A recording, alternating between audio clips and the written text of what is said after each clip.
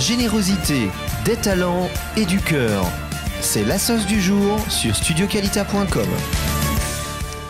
Salut à tous, j'espère que vous avez tous téléchargé l'application Studio Qualita sur App Store et sur Google Play. En tout cas, nous, c'est fait. Vous aussi, j'espère que c'est fait. Tout à fait. Il faut bien rapprocher le micro.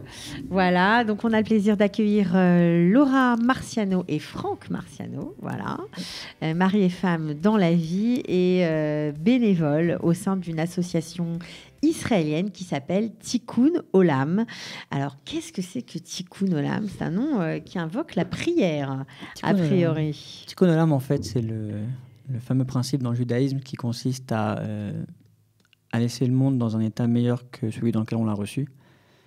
Donc, Tikkun Olam, si on traduit de l'hébreu, en fait, c'est la réparation du monde. Et en fait, ça consiste grossièrement à aider les gens à faire de notre mieux pour que le monde soit meilleur. Alors, vous avez connu cette association parce que vous êtes les parents d'un enfant qui a beaucoup de défis au quotidien, puisqu'il est handicapé moteur, des 4 membres inférieurs, enfin, voilà, les 2 membres supérieurs inférieurs. Dans un fauteuil roulant. Voilà. Beaucoup de difficultés dans les gestes de tous les jours, pour manger, pour s'habiller, pour s'amuser. Ouais, beaucoup de challenges au niveau moteur. Donc forcément, vous cherchiez de l'aide et vous avez connu cette association. Alors comment vous l'avez connue, cette association ? Par hasard ? Je ne crois pas vraiment au hasard, pas vraiment de hasard, mais donc on est tombé sur cette association. Et puis en fait, le principe de cette association, c'est des gens en fait qui ont créé un groupe de personnes, en fait, on appelle ça une communauté, qui consiste à regrouper des gens qui sont en situation de handicap, d'un côté, et de l'autre côté, des gens qui sont, on appelle ça des makers, en fait, des gens qui sont des ingénieurs, des techniciens, des gens, en fait, qui ont le savoir et la capacité à fabriquer des choses, en fait, à trouver des solutions, à construire, à fabriquer. Alors forcément, ça devait vous parler, puisqu'on ne l'a pas dit, mais vous êtes tous les 2 diplômés du Technion. Alors vous, ingénieur en informatique. Voilà, exactement. Et vous, plutôt... génie mécanique. Voilà, dans plutôt des produits, on va dire, Tout à fait. en gros. Et donc forcément, on trouve une association qui parle du handicap et en même temps qui propose, grâce à de la technique que vous maîtrisez dans vos technologies, que vous maîtrisez, vous, dans votre vie civile, ça a dû vous faire tilt. Ça nous a parlé tout de suite, oui, bien sûr. Donc, on les a contactés. En fait, c'est une association qui, à la base, organise des hackathons. En fait, c'est des événements qui sont étalés sur 3 jours, 72 heures en continu. Donc, où toute cette communauté, en fait, se regroupe et puis travaille sur des besoins spécifiques donc, de personnes handicapées. C'est-à-dire que les gens qui rencontrent le handicap au quotidien demandent, voilà, nous on a ça comme problème, il faut que vous nous aidiez à nous résoudre. On se partage en équipe au et début des 3 jours. Il y a entre 100 et 200 personnes en fonction des événements. Et vous subdivisez en équipes, c'est Exactement. Tout à fait. Chaque équipe, donc il y a des makers et un hauler, ça veut dire quelqu'un qui sait de quoi il parle, qui connaît le problème. Le maker, c'est celui qui fabrique. Okay. Et le hauler Knower. Knower. Ah, pardon, Need knower. je vous ai mal entendu. Ok, d'accord. Donc celui qui connaît le problème. Donc vous subdivisez en équipe. Exactement. Et on a 3 jours pour trouver une solution. C'est le même problème pour tout le monde ? Non, pas du tout. Ou chacun en fonction de... Chaque équipe a son défi. À son problème, son défi, d'accord. Chaque équipe a son défi. Et puis le but, en fait, c'est d'arriver au bout de la 3e journée avec un prototype, quelque chose, puisque bon, évidemment, pendant ces 3 jours, on fabrique, en fait. Il y a des ateliers, il y a des outils, il y a des imprimantes 3D, il y a des ordinateurs, il y a des cartes électroniques, toutes sortes de choses. On a pratiquement tous les outils existants à dispo et disponibles. Et puis le but, en fait, est de sortir au bout des 3 jours avec un prototype et quelque chose qui aide la personne. Donc c'est une association, j'imagine, qui est assez importante, qui existe partout. Au début, ça a démarré en Israël. C'est 3 copains, en fait, qui ont monté ça. Et ça a pris de l'ampleur. Et à la base, c'était un événement par an en Israël. Et puis aujourd'hui, il y a en Israël, ils sont à 4-5 événements dans l'année. Et puis un peu partout dans le monde, des événements, des communautés qui se créent. Et il y a à peu près une dizaine d'événements par an dans le monde entier. Alors maintenant, vous allez pouvoir nous le dire. Vous n'avez jamais été knower que knower. Vous avez été aussi maker dès le début, forcément. C'est ça. On a approché l'association en tant que knower. En fait, on était sous couverture. Et en tant que knower. Et puis très vite sur place, ils ont compris qu'on était un peu bizarres, qu'ils commençaient Mais à oui. faire des choses et puis très vite on les réguliait vers la bonne solution parce que bon, on connaissait parfaitement le besoin et puis on connaissait aussi la technique. Et puis bon, ils ont compris qu'il y avait quelque chose et puis très vite on est passé de l'autre côté en fait. Donc aujourd'hui notre plus-value dans l'association, c'est que, et c'est pour ça qu'ils nous lâchent pas d'ailleurs, c'est on a les deux. Vous avez les deux côtés. Vous connaissez Deux le chapeaux. handicap, forcément, et puis vous savez, Et puis vous connaissez la technique. Alors, donc, vous n'êtes plus que bénévole, simple bénévole. X. Tout à fait. Aujourd'hui, on fait. Vous avez des responsabilités aujourd'hui. Aujourd'hui, on fait pratiquement partie intégrante de l'équipe, c'est-à-dire que ça fait déjà plusieurs fois qu'on est contacté pour faire partie de l'équipe qui organise des événements et puis suivre un peu le projet de plus près. Et... Voilà. Et puis vous, comme vous vous ennuyez dans la vie, parce que forcément, vous avez Tout à des fait. jumeaux, dont un enfant qui a des soucis, Plus de demandes. voilà, qui a Plus plus de de besoins. demandes, de nombreux défis, parce qu'il est handicapé. Ouais. Vous travaillez, Tassia Vérit, à On plein a des temps. jumeaux puis et encore deux et enfants encore après. deux autres enfants, mais bien sûr. C'est déjà. Vous avez une femme, vous avez un travail, Tassia Vérit, qui est très prenant, mais vous ennuyez forcément dans la vie. Voilà. Hein, donc Voilà. vous avez dit, il faut que j'aille un peu plus Un peu de loin. bénévolat. parce que le bénévolat, mais au-delà, même en tant que bénévole, vous avez dit 3 jours quand même, ils exagèrent. Tout à fait. Ils Tout à glandent. fait. Tout à fait. Donc il y a un nouveau projet en fait qui s'est monté puisque un des problèmes qu'on a découvert, c'est qu'au cours de ces 3 jours, au final de ces 3 jours, en fait, on arrivait à un prototype. Mais bon, une fois 3 jours pour développer un produit, ça reste quand même quelque chose de court, même si on travaille 72 heures sans non-stop. Mais ça reste quand même quelque chose de très très C'est basique. frustrant, vous voulez dire, parce qu'au bout de 3 jours. Déjà, au bout des 3 jours, on est content, mais on a envie de donner plus. On a envie de continuer. Et puis, ça s'arrête. Et puis, bon, même au niveau du produit, on sait qu'il y a encore du travail à faire pour que ça soit plus adapté, que ce soit un meilleur produit. Mais bon, c'est le jeu, en fait. Ça s'arrête au bout de 3 jours. Et donc ce qu'on a développé, c'est qu'en fait, qu'il y ait une continuité à cette chose-là. Donc, au sein de l'entreprise dans laquelle je travaille, donc la Tassia Vérit, qui est une des plus grosses sociétés israéliennes, Il y a de nombreux employés, vous êtes combien en centre il y a 17 000 personnes. Voilà. 17 000 personnes. Et donc j'ai proposé, en fait, je dis, venez on monte une équipe à la Tassia Vérit. J'avais espoir de trouver quelques dizaines de bénévoles. de bénévoles qui seraient prêts à donner un peu de temps. Donc vous avez proposé à Tikkun Olam de monter une nouvelle équipe de bénévoles pour aller plus loin, Tout à pour fait. continuer à travailler Tout à sur fait. les prototypes au-delà de ces 3 jours. Vous vous êtes dit, allez, je vais envoyer quelques mails, j'aurai bien 10 personnes qui vont me 10, répondre. 20, bon, Maximum. c'était l'espoir. Voilà. C'était l'espoir. Et puis donc bon, il fallait convaincre les gens à convaincre dans la société. Bon, on a réussi. Et puis au final, donc on a envoyé un mail aux différents employés de la société. Et on s'est retrouvé à 300 en fait. Il y a 300 personnes de la Tassia Vérit qui ont dit, nous, on veut faire partie de ce projet, vous aider. Tout à fait. Ça, c'est Israël. Dit-elle. Au passage. Et ouais, Oui, donc parce qu'il faut on- dire, c'est ce qu'on disait en préparant l'émission, que la vision du handicap, la Ah. perception du handicap en Israël est très différente. Complètement différente de ce qu'on connaît en Europe. Enfin, je connais que l'Europe, donc je peux parler en France en particulier. Ici, on n'est pas gêné de sortir avec notre fils en chaise roulante. La différence ne fait pas peur. Les autres enfants jouent avec mon fils dans les parcs et dans les canyons. Et les parents n'ont Même lorsqu'il est dans son fauteuil. même somme. Bien sûr, il n'y a pas de choix. Surtout donc, que dans son voilà. fauteuil. Il n'a pas trop choix. Ouais. Même surtout quand il est dans son fauteuil, les parents ils poussent pour que leurs enfants viennent jouer avec mon fils. Alors qu'en France, quand on part en vacances là-bas, on ne reçoit pas du tout le même feedback des parents. Non, Il y a de la ont- défiance, de la méfiance. Oui, parce qu'ils connaissent pas. Vraiment, je juge pas parce que j'aurais sûrement eu la même peur qu'eux. Donc, ils ont peur. Ils ont peur, donc ils demandent à leurs enfants de pas s'approcher de mon fils. Alors que c'est l'inverse. de l'ignorance, quoi. C'est Ouais, l'ignorance. c'est pas- Mais au-delà de ça, il y a une culture en Israël, une culture de L'accept- l'entraide. Tout à fait. L'entraide. Voilà. Et d'accepter la différence. Ici, on n'a pas peur de la différence. Ok. Donc, à Tassia Vérit non plus, ils n'ont pas eu peur de la Donc différence. ils n'ont pas eu peur. Et surtout, ils ont envie de vous aider. Tout à fait, tout à fait. Donc bon, 300 personnes, c'était Énorme. C'était énorme. Un de c'était ces vêtements énorme. complet juste pour vous. Tout à fait, tout à fait. Donc j'ai Vous moi-même. avez eu de la promo, quoi, en fait. Voilà, exactement. Donc j'ai moi-même été obligé de me monter une équipe de 4-5 personnes autour de moi qui m'aident à gérer un peu ce projet-là. Et en fait, on s'est lancé. On s'est lancé sur 1 an. On a travaillé sur ces produits-là avec. Donc, vous avez choisi certains projets. Tout à fait. Tout à fait. J'ai fait des appels. Bon, évidemment, on a accès à toutes les équipes techniques et tous les centres de rééducation, puisque bon, mon fils est traité là-bas.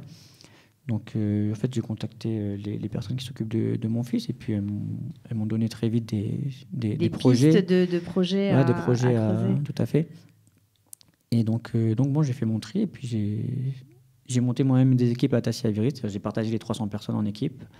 En fonction des projets. Tout à fait, en fonction de leurs compétences et des projets. Exactement comme on fait à Tom. Et puis on s'est lancé. On s'est lancé sur 1 an. On avait une quinzaine de projets. Et au bout d'1 an, on avait 15 produits.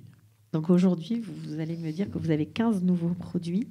C'est pas de nous. C'est le monde a 15 nouveaux produits. Alors c'est ça qui est extraordinaire parce que c'est bien sûr développé dans le cadre d'une association et vous développez ces produits en open source. Ça veut dire que tous les codes, tout ce qui fait la matrice de ces projets, la matrice technique, on va dire. Moi, je suis pas le mode de fabrication, mais bon, c'est le mode de fabrication du produit.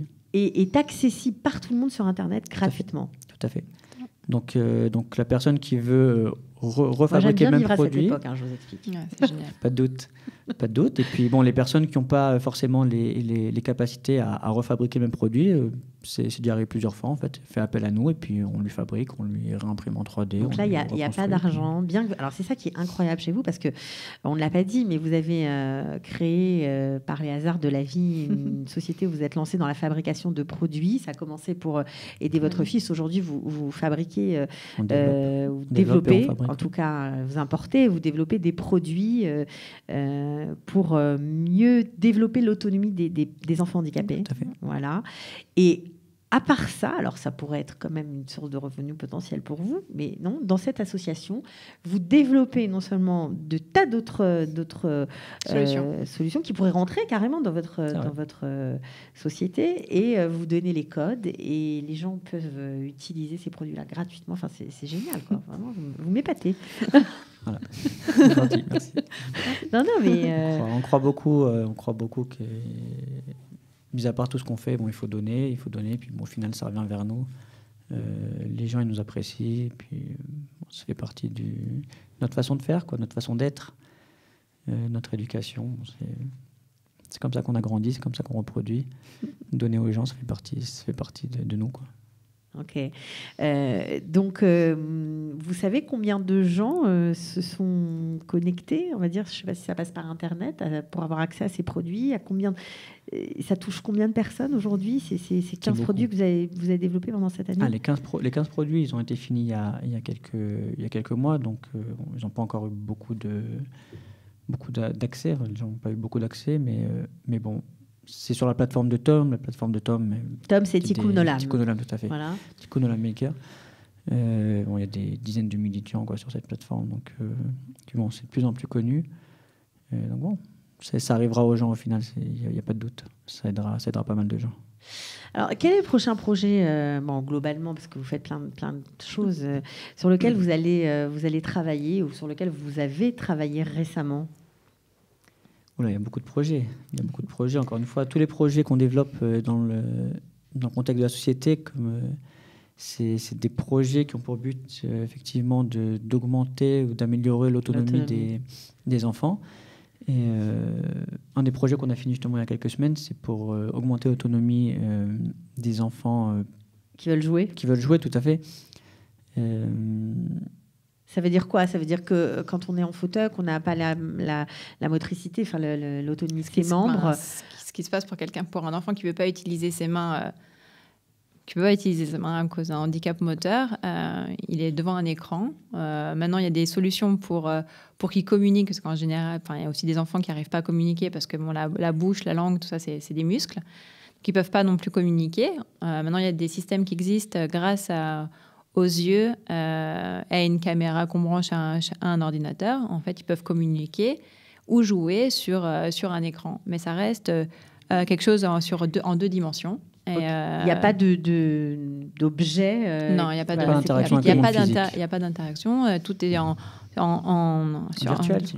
Tout est virtuel. Et en fait, on s'est rendu compte que les enfants, ils avaient envie d'un jouet qui fait du bruit, qui nous casse les oreilles, qui bouge, qui tourne exactement, qui fait de la lumière.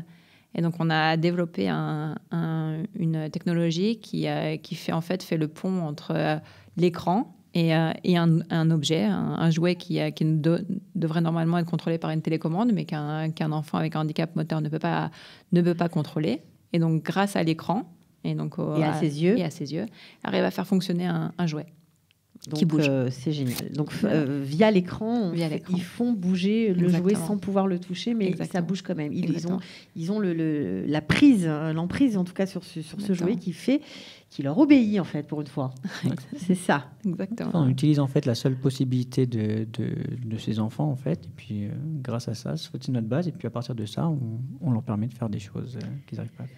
Alors, comment on fait, vous qui êtes maman, qui êtes aussi maintenant chef d'entreprise, lorsqu'on a un mari qui bosse beaucoup et qui en plus est impliqué à ce point dans une association, c'est pas un petit peu énervant? Non. Pourquoi? Je sais pas. Vous ne voyez pas beaucoup? Grâce à Dieu, on arrive à recentrer nos priorités et la priorité, c'est notre famille. Et on arrive à savoir quand mettre un stop. La société, elle nous prend beaucoup de temps, mais on a fait la société à la base pour aider notre fils. Donc, elle n'empiète pas sur notre vie de famille. Et l'association Tikkun Olam? L'association, c'est pareil. À la base, on l'a faite pour aider notre fils. Donc, on arrive à mettre nos barrières pour que ça ne prenne pas plus de temps. Mais c'est quelque chose d'épanouissant, j'imagine, pour tout le monde. Pour tout le monde. Pour tout le monde. Même les enfants grandissent dans cette ambiance. Nous, on a pris nos enfants quand on a passé 3 jours là-bas, on les prend. Ils se baladent, ils aident à leur façon. Pour eux, ils font partie de l'équipe de Tom. Ils participent à chaque fois. J'ai une fille en particulier qui elle essaye à chaque fois de trouver des solutions pour tout le monde. Bon, on sait ce qu'elle va faire quand elle va être grande. Les chances. Elle est bien partie. Elle est bien partie, oui. Ok, vous avez un mot à rajouter sur Tikkun Olam? Non? Oui? Tikkun Olam. Non, c'est une association qui est assez magnifique. Le fait de faire rencontrer en fait ces deux mondes de makers, nous on fait partie des deux, mais en général c'est des mondes qui sont quand même assez séparés. Les makers et ceux qui ont des défis au jour le jour, le fait de faire rencontrer ces deux mondes, c'est exceptionnel et ça crée des liens et à vie. Une façon de voir la vie d'abord pour les makers. Ils vont voir la vie d'une autre façon. Et aussi pour les gens qui ont des défis et des handicaps, voir qu'il y a des gens qui veulent les aider, qui donnent du temps pour eux sans rien en retour, en fait. C'est vraiment du don de soi. Bien sûr. Je trouve ça exceptionnel. Je suis d'accord avec vous. C'est exceptionnel. Vous êtes d'ailleurs exceptionnel. En tout cas, merci beaucoup d'être venu pour nous parler d'une association israélienne que peut-être certains nouveaux arrivés ne connaissent pas encore et peut-être qu'ils peuvent, même s'ils sont francophones, qui ne parlent pas forcément très bien la langue, ils peuvent aussi intégrer Tikkun Olam. On les aidera complètement. Ok, alors ça se trouve sur Facebook, Tikkun Olam, en hébreu, j'imagine. Même en anglais. Et ben voilà, comme ça, ce sera fait. Et puis, Laure et Franck Marciano, si vous voulez contacter, ils se feront un plaisir de vous aider. Voilà, merci beaucoup d'être venus et bon courage dans toutes vos aventures, dans tous vos développements, vos projets, vos inventions. Voilà. À bientôt. Merci beaucoup. Au revoir.